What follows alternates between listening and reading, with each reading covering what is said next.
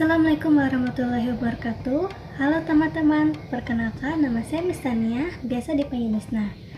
Saya dari program studi S1 Farmasi Umum kelas C angkatan 2020 dari Universitas Mula Warman. Nah, di video kali ini saya akan menjelaskan tentang paragraf. Mungkin teman-teman ada yang belum tahu tentang paragraf. Nah, untuk lebih kenalnya tentang paragraf, simak terus video berikut ini ya. Nah, sekarang kita akan membahas tentang paragraf dalam bahasa Indonesia. Paragraf atau alinea adalah satuan gramatikal yang lebih besar dan lebih luas dari kalimat. Sebuah paragraf yang baik akan memberikan bantuan kepada pembaca serta penulis dalam membuat artikel yang baik serta memperbaikinya. Paragraf merupakan penyusun dari semua artikel atau karya tulis. Nah, paragraf juga merupakan kelompok kalimat yang sedikitnya terdiri atas 5 kalimat. Selanjutnya ada ciri-ciri paragraf. Ciri-ciri paragraf secara umum yaitu menjorok ke dalam atau letaknya berada agak ke dalam 5 ketukan spasi untuk jenis karangan yang biasa. Paragraf menggunakan pikiran utama yang dinyatakan dalam kalimat topik. Kalimat topik dan selebihnya adalah kalimat penggembang sebagai fungsi penjelas, menguraikan ataupun menerangkan pikiran utama yang terdapat dalam kalimat topik. Paragraf menggunakan pikiran penjelas yang dinyatakan dalam kalimat penjelas. Pada paragraf yang efektif mempunyai ciri-ciri yaitu mengandung satu gagasan utama yang dijelaskan dengan beberapa pikiran penjelas. Pikiran penjelas yang betul-betul mendukung gagasan utama. Gagasan utama dan penjelas yang dikemas dalam kalimat yang lugas dan efektif. Kalimat yang satu berkait serasi dengan kalimat yang lain dalam sebuah paragraf. Selanjutnya ada jenis-jenis paragraf. Jenis-jenis paragraf ada 3, yaitu berdasarkan posisi kalimat topik, berdasarkan gaya ekspresi atau cara pengungkapan, dan berdasarkan urutan. Nah, kali ini saya akan membahas tentang jenis paragraf berdasarkan urutan.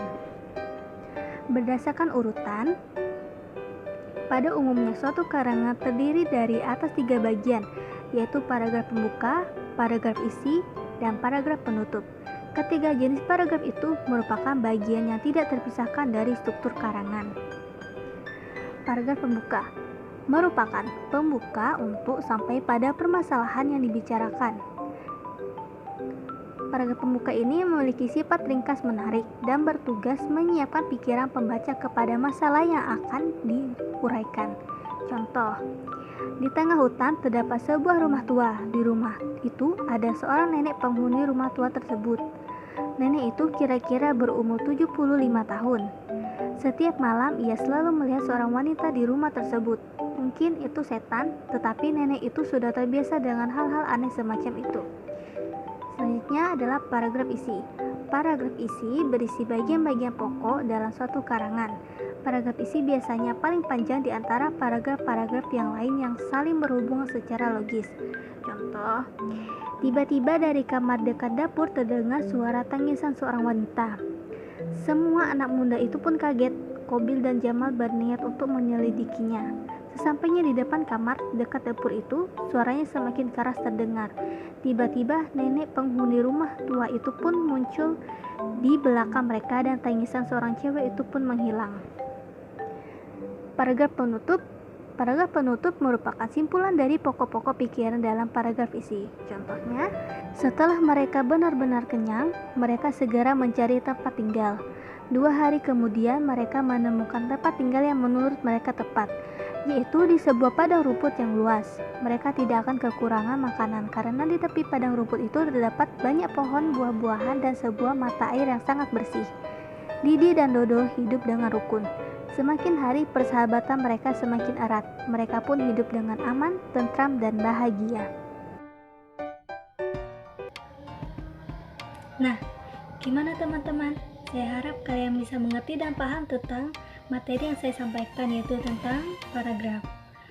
Sekian dari saya, kurang lebihnya saya mohon maaf. Saya akhiri. Wassalamualaikum warahmatullahi wabarakatuh.